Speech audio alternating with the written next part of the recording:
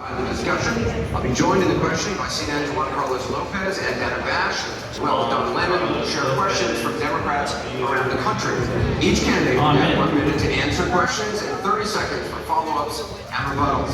I'll give candidates time to respond and see our viewers should know that we have lights that are visible to the candidates to warn them when their time is up.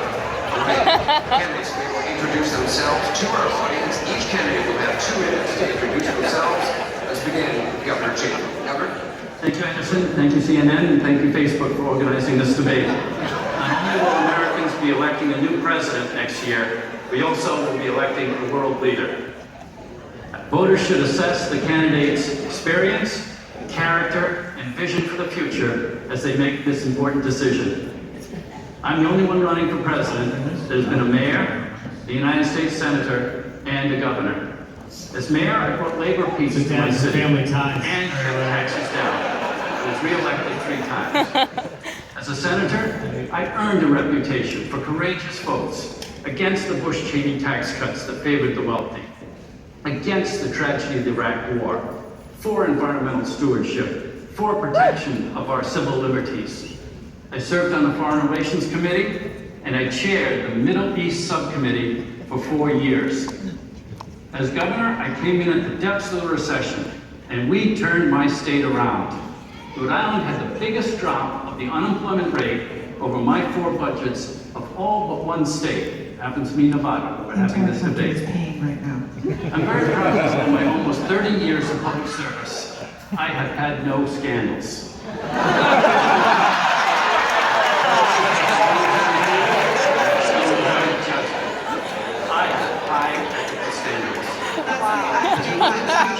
I want to address the income inequality, close the gap between the haves and the have-nots. I want to address climate change, a real threat to our planet. And I believe in prosperity through peace. I want to end these wars. I look forward to the discussion ahead.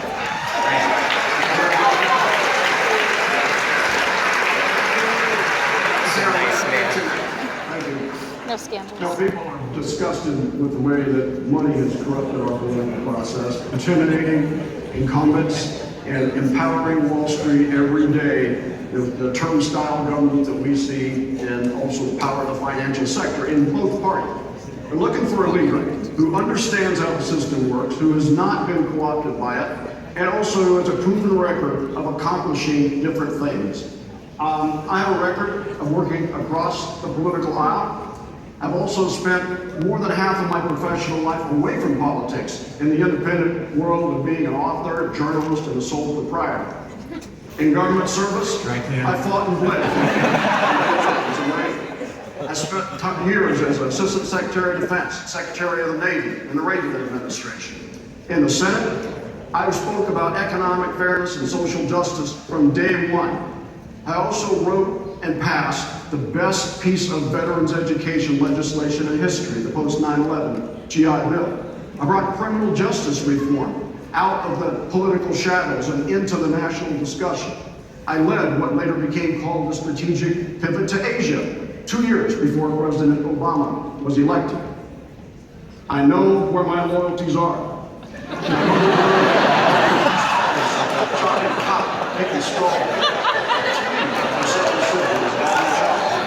My wife, Hong, came to this country as a refugee from Vietnam, learned English, a language that was not spoken at home, and earned her way into Cornell Law School. I have 5 daughters. Amy works at the Sarah is an emergency room nurse. Julia.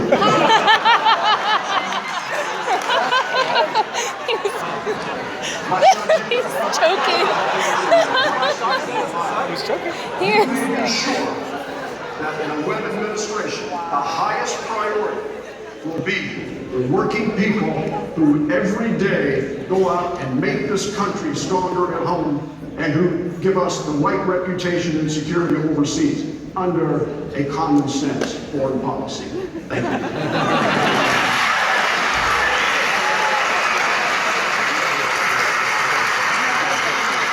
Governor O'Malley, you have 2 minutes. My name is Martin O'Malley, former mayor of Baltimore, former governor of Maryland, A lifelong Democrat, and most importantly, a husband and a father. Our wife Katie and I have 4 great kids, Grace and Tara, and William and Jack. And like you, there is nothing we can do to give them healthier and better lives. There are some things that I have learned to do better in life than others. And after 15 years of executive experience, I have learned how to be an effective leader.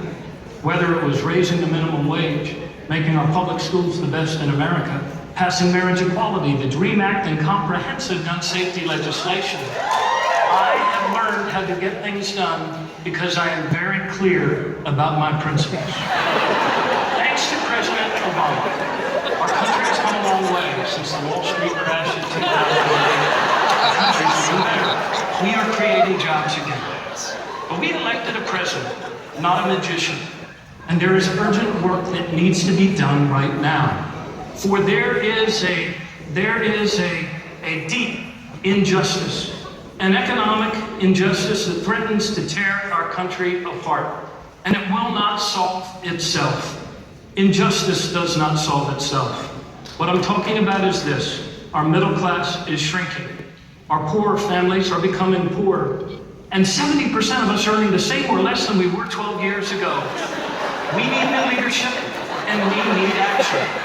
The sort of action that will actually make wages go up again for all American families.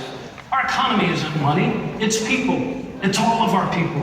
And so we must invest in our country and the potential of our kids to make college a debt-free option for all families instead of settling our kids in a lifetime of professional debt. And we must square our shoulders to the great challenge of climate change and make this our opportunity. The future is what we make of it. We are all in this together.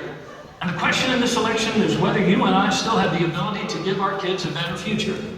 I believe we do. That is why I am running for president, and I need your help. Thank you.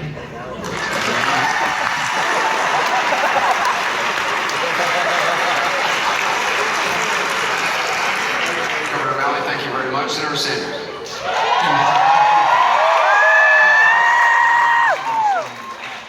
Our country today faces a series of unprecedented crises. The middle class of this country for the last 40 years has been disappearing.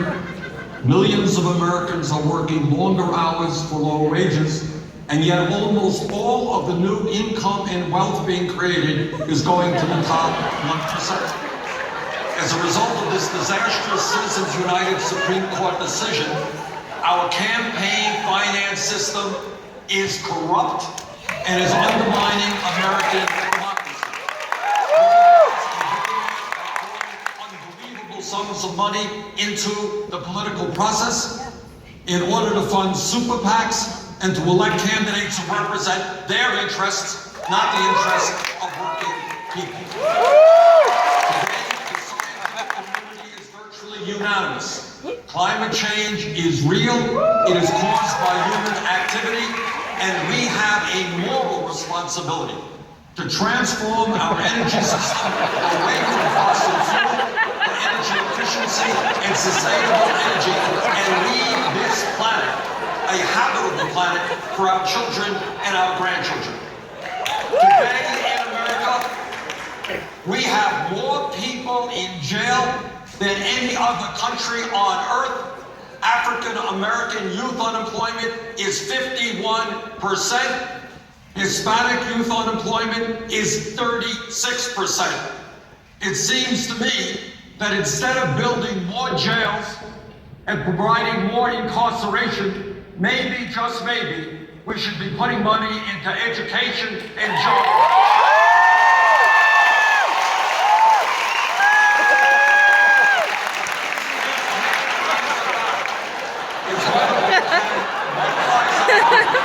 To take back our government from a handful of billionaires and create the vibrant democracy we know we can and should have. Thank you. Yep.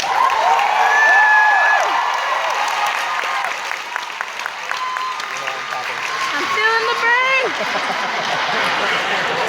Hair gets messed up in 10 seconds.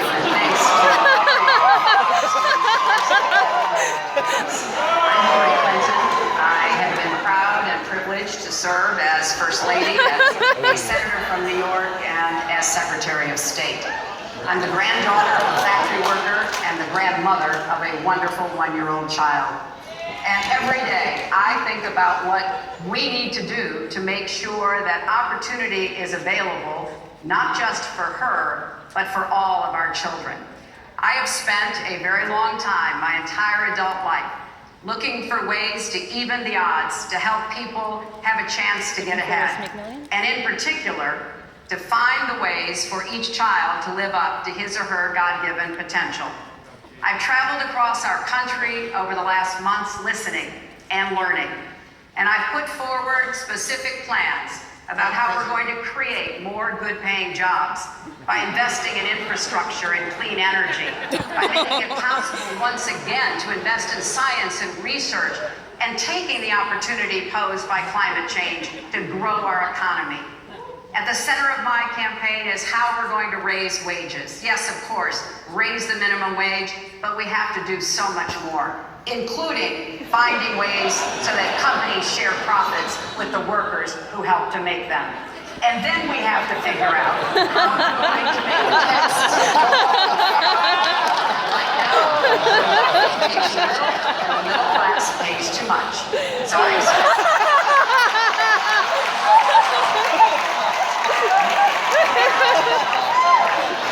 their fair share and have a series of tax cuts for middle-class families. And I want to do more to help us balance family and work. I believe in equal pay for equal work for women, but I also believe it's about time we have paid family leave for American families.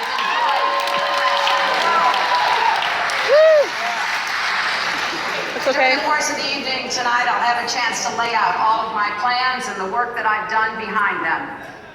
But for me, this is about bringing our country together again. And I will do everything I can to heal the divides economically, because there's too much inequality, the racial divides, the continuing discrimination against the LGBT community, so that we will work together. And yes, finally, fathers will be able to say to their daughters, you too can grow up to be president.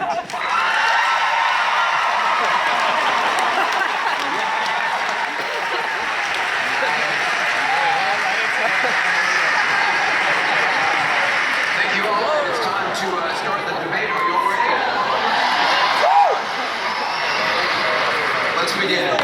We're going to be discussing a lot of the issues, many of the issues, important issues that you have brought up, but I want to begin with concerns that voters have about each of the candidates here on the stage, that they have about each of you. Secretary Clinton, I want to start with you. Plenty of politicians evolve on issues, even some Democrats believe you change your positions based on political expediency. You were against same-sex marriage, now you're for it. You defended President Obama's immigration policies, now you say they're too harsh. You supported his trade deal dozens of times, you even called it the gold standard. Now suddenly last week, you're against him. Will you say anything to get elected? Well, actually,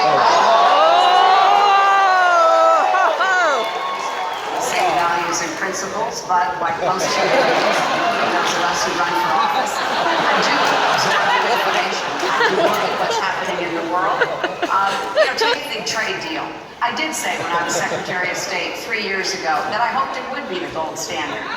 It was just finally negotiated last week. And in looking at it, it didn't meet my standards for more new good jobs for Americans, for raising wages for Americans. And I want to make sure that I can look into the eyes of any middle-class American and say, this will help raise your wages, and I concluded I could not. Secretary Clinton, with all due respect, the question is really about political expediency. Just in July, in New Hampshire, you told the crowd you, quote, take a backseat to no one when it comes to progressive values. Last month in Ohio, you said you plead guilty to, quote, being kind of moderate and center.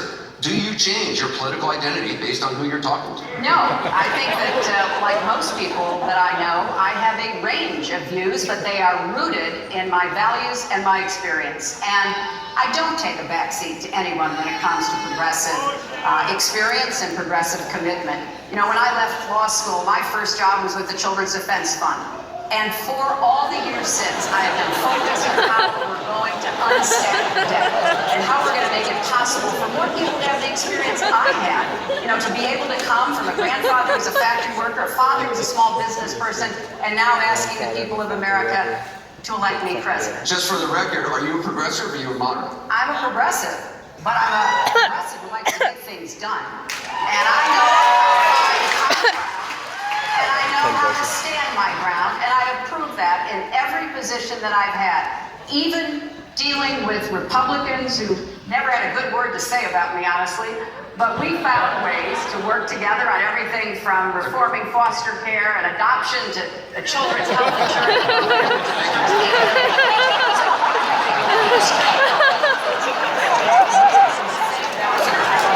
Sarah Sanders, Gallup poll says half the country would not vote socialist. Socialism, even kind of socialism, win a general election in the United States.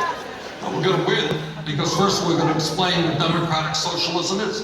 And what democratic socialism is about is saying that it is immoral and wrong that the top 0.1% in this country own almost 90%, own almost as much wealth as the bottom 90%. That it is wrong today in a rigged economy that 57% of all new income is going to the top 1%.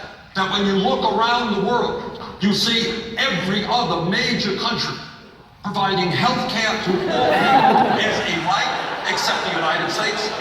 You see every other major country saying to moms that when you have a baby, we're not going to separate you from your newborn baby because we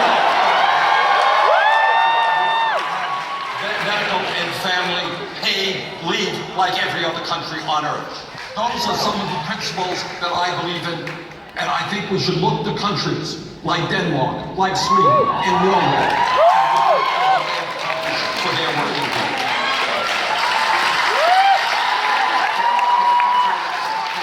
Denmark is a country that has a population of 5.6 million people. The question is really about electability here, and that's what I'm trying to get at. The Republican attack act against you in a general election, it writes itself. You supported the Sandinistas and the Soviet Union, and just this weekend you said you're not a capitalist.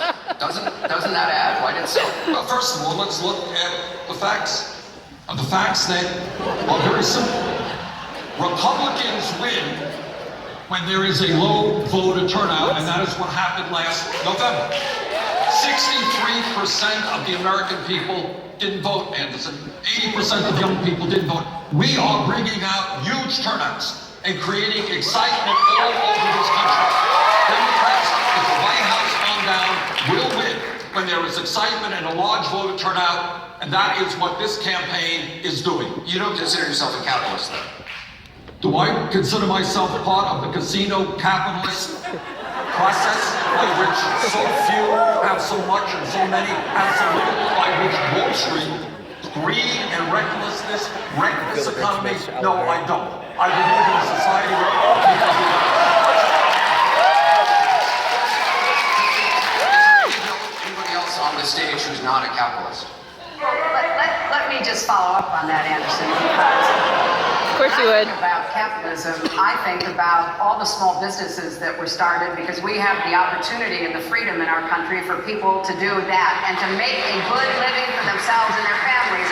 And I don't think we should confuse what we have to do every so often in America, which is save capitalism from itself. And I think what Senator Sanders is saying certainly makes sense in the terms of the inequality that we have.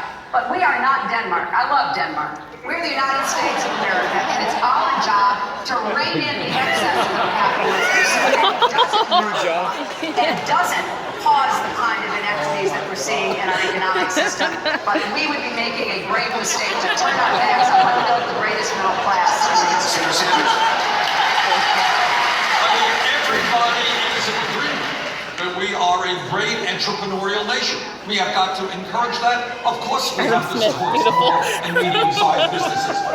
But you can have all of the growth that you want, and it doesn't mean anything if all of the new income and wealth is going to the top 1%. So what we need to do is support small and medium-sized businesses, the backbone of our economy, but we have to make sure that every family in this country gets a fair share. Get everybody in on the question of electability. Governor Chafee, you've been everything but a socialist. When you said from independent, you've only been a Democrat for more than 2 years, why should Democratic voters trust you won't change again?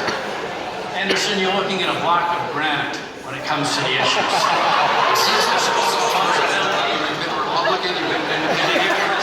On the issues, I have not changed on the issues. I was a liberal Republican, then I was an independent, and now I'm a proud Democrat, but I have not changed on the issues. I'm holding my record to scrutiny. When it's on the environment, issues, gay marriage, fiscal responsibility, aversion to farm entanglements, using the tools of government to help the less fortunate. Time and time again, I have never changed. You're looking at a block of granite when it comes to the issues. So I have not changed leaders. The party left me. There's no doubt about that. There was no room for a liberal, moderate Republican in that party. I even had a primary for my re-election in 2006. I won it, but the money poured in to defeat me in a radical. The concern of voters you is that you tout your record as Baltimore's mayor. As we all know, we all saw that city exploded in riots and violence in April. The current top prosecutor in Baltimore, also a Democrat, blames your zero-tolerance policies for sowing the seeds of unrest. Why should Americans trust you with the country when they see what's going on in the city that you ran for more than 7 years? Actually, I believe what she said is that there's a lot of policies that have led to this unrest. But Anderson, when I ran for mayor of Baltimore in She actually, 1999... just for the record, when she was asked which policies to name two, she said zero tolerance. I mean, there's a number of old policies that we are seeing the result of that distress of communities where communities don't want to start. It's a direct result of these policies. Let's talk about this a minute. One of the things that was not reported during that heartbreaking night of unrest in Baltimore was that arrests had actually fallen to a 38-year low in the year prior to Freddie Gray's tragic death. Anderson, when I ran for mayor of Baltimore back in 1999, it was not because our city was doing well. It was because we had allowed ourselves to become the most violent, addicted, and abandoned city in America. And I ran and promised people that together we could turn that around. And we put our city on a path to reduce violent crime, or Part 1 crime, by more than any major city in America over the next 10 years. I did not make our city immune to setbacks, but I attended a lot of funerals, including one for a family of 7 who were firebombed in their sleep for picking up the phone in a poor African-American neighborhood and calling the police because of drug dealers on their corner. We've saved over 1,000 lives in Baltimore in the last 15 years of people working together. And the vast majority of them were young and poor and black. It wasn't easy on any day, but we saved lives and we gave our city a better future, improving police and community relations every single day that I was in office. In 1 year alone, though, 100,000 arrests were made in your city, a city of 640,000 people. The ACLU, the NAACP sued you, sued the city, and the city actually settled, saying a lot of those arrests were without probable cause. I think the key word in your follow-up there was the word settled. That's true, it was settled. Arrests peaked in 2003, but they declined every year after that as we restored peace in our poor neighborhoods so that people could actually walk and not have to worry about their kids or their loved ones being victims of violent crime. Look, none of this is easy. None of us has all the answers. But together as a city, we saved a lot of lives. It was about leadership, it was about principle, and it was about bringing people together. Thank you. Senator Webb, in 2006, you called affirmative action state-sponsored racism. In 2010, you wrote an op-ed saying it discriminates against whites. Given that nearly half the Democratic Party is non-white, aren't you out of step with where the Democratic Party is now? No, actually, I believe that I am where the Democratic Party traditionally has been. The Democratic Party, and the reason I say that, has been the party that gives people who otherwise have no voice in the corridors of power a voice. And that is not determined by race. And as a clarification, I have always supported affirmative action for African Americans. That's the way the program was originally designed because of their unique history in this country with slavery and the Jim Crow laws that followed. What I have discussed is the idea that we create diversity programs that include everyone of color other than white, structural whites like the families in the Appalachian Mountains. We're not being true to the Democratic Party principle of elevating the consciousness among the people about the hardships that a lot of people who happen to be white have. White culture, by the way. Senator Webb, thank you very much. Let's move on to some of the most pressing issues facing our country right now. Some of the most biggest issues right now in the headlines today. We're going to start with guns. The shooting in Oregon earlier this month. Once again, they brought the issue of guns into the national conversation. Over the last week, guns have been the most discussed political topic on Facebook by 2 to 1. Senator Sanders, you voted against the Brady bill, mandating background checks in the waiting period. You also supported allowing riders to bring guns in checked bags on Amtrak trains. For a decade, you said that holding gun manufacturers legally responsible for mass shootings is a bad idea. Now you say you're reconsidering that. Which is it? Shield the gun companies from lawsuits or not? Let's begin, Anderson, by understanding that Bernie Sanders has a D- voting record from the NRA. Let's also understand that back in 1988, when I first ran for the United States Congress, I told the gun owners of the state of Vermont, and I told the people of the state of Vermont, a state which has virtually no gun control, that I supported a ban on assault weapons. And over the years, I strongly supported instant background checks, doing away with this terrible gun show loophole, and I think we've got to move aggressively at the federal level in dealing with the straw man purchases.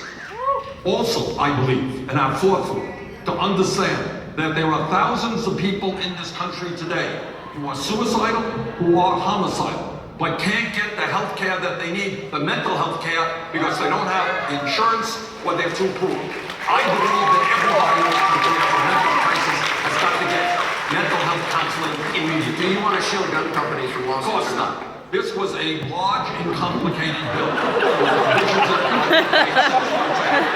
I think that a gun shop in the state of Vermont that sells legally a gun to somebody, and that somebody goes out and does something crazy, that gun shop owner should be held responsible. I don't. On the other hand, where you have manufacturers and where you have gun shops knowingly giving guns to criminals or aiding and abetting that, of course we should take action. Secretary Clinton, is Bernie Sanders tough enough on guns? No, not at all.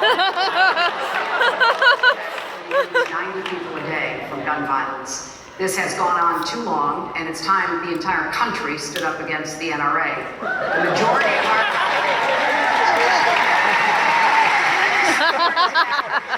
and even the majority of gun owners do. Senator Sanders did vote 5 times against the Brady bill. Since it was passed, more than 2 million prohibited purchases have been prevented.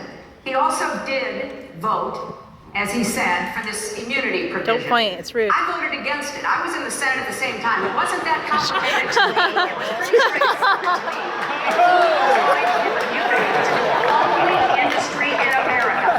Everybody else has to be accountable, but not the gun manufacturers. And we need to stand up and say enough of that. We're not going to let it do it. I bring you all into this, but Senator Sanders, you have to get a response. As a senator from a rural state, what I can tell Secretary Clinton, that all the shouting in the world is not going to do what I would hope all of us want, and that is keep guns out of the hands of people who should not have those guns and end this horrible violence that we are seeing. I believe that there is a consensus in this country.